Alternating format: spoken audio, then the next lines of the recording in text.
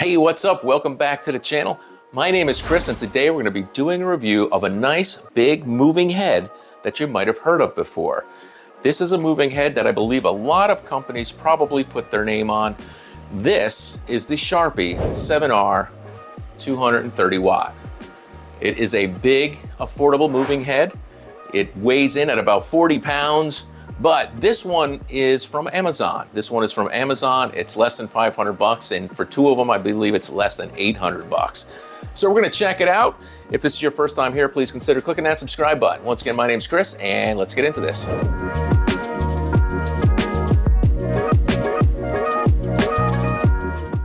The infamous Sharpy 7R Beam 230. This is from Amazon. It is a great moving headlight. It's really, really nice. The fans are pretty quiet. You get a 5-degree beam angle. Rather large unit. It weighs about 40 pounds. You can see on the back here you have just a DMX in, DMX out, and a power con cable. You do have a 540-degree pan and 270-degree tilt, which is great for using on totems. It is a 16-channel DMX unit. It does have auto modes, and I don't generally use them or suggest them because unless you have this thing hanging in the center of the room, it goes every which direction and there's no way to limit that. As you can see, it does come with some quick lock and brackets for hanging, which is nice.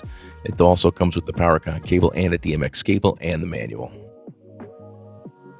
What you can see here is it does have some dual color effects, so you can get kind of a split color thing going on with two colors at once, which is a really, really nice effect.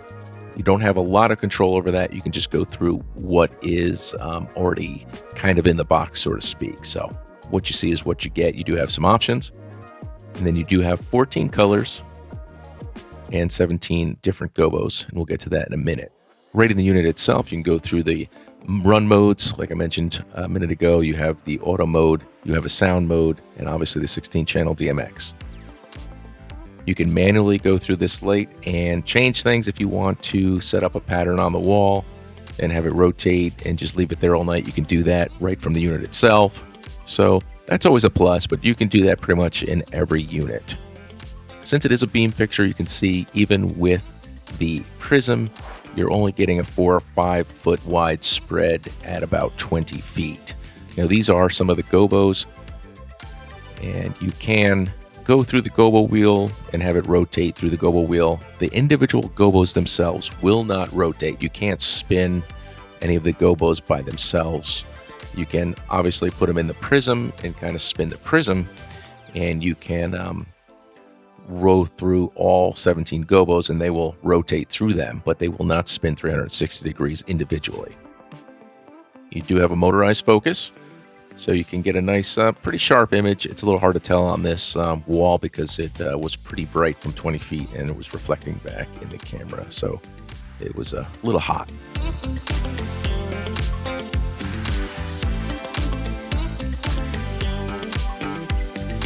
So if you do use moving head fixtures, at 40 pounds, it's a lot to carry around unless you're doing large shows and you have a couple in a case. Obviously, they shine with haze, as all moving heads do, so you can see those nice beams. They're nice, they're crisp. And from the other side, you get that nice, concert-y club feel. And yes, I do have lights on in the room. I will turn those off momentarily, but as when I work at most of my events, you're never going to be in total darkness, so you always have some kind of light on. So I do like to try to give you the best realistic usage look that you will get.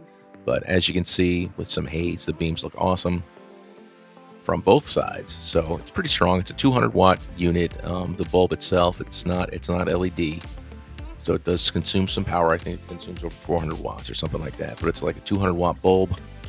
And I think I tried to look up the bulb replacement cost, and I think I could find them anywhere between like 125 to 200 bucks to replace a bulb. Now, I don't know what kind of hours you're going to get out of the bulb, but most of us, when we use these things, we'll use them in 4 or 5 hour shots, so they last a long time. And as you can see, you can rotate through the color wheel. Almost looks like I'm trying to weld through the wall there. can quickly go between them. You can see all the different color options. The motor's nice and smooth. You can go pretty quickly, and you can really slow it down and have nice and smooth movements.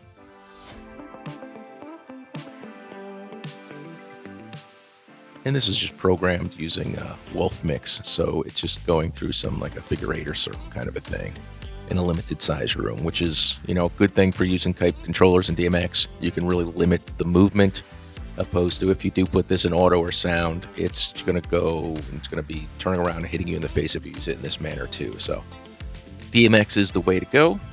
And the Beam 230, it didn't disappoint. The 7R is a great unit, and at the price point that it is, it's a really great buy, especially when you get into two of them at under $800 is a really good buy for this type of power and possibilities.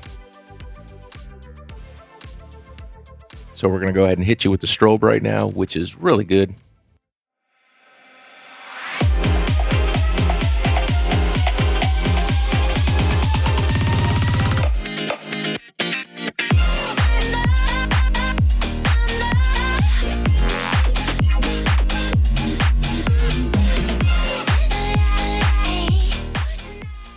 And then we'll give you a quick shot of the frost filter.